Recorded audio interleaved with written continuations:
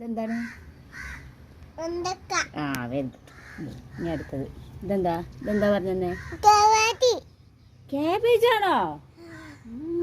Okay.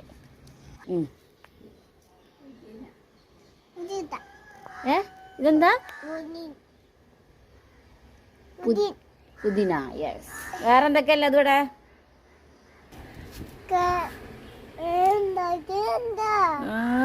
ഉണ്ടായിക്കണ കണ്ടോ? എന്താ അത്?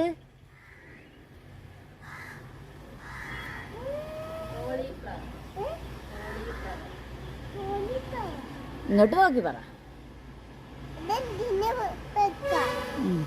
പിന്നെ ഇതെന്താ? മുകളാണോ? എന്ത് മുകളാണത്? ആ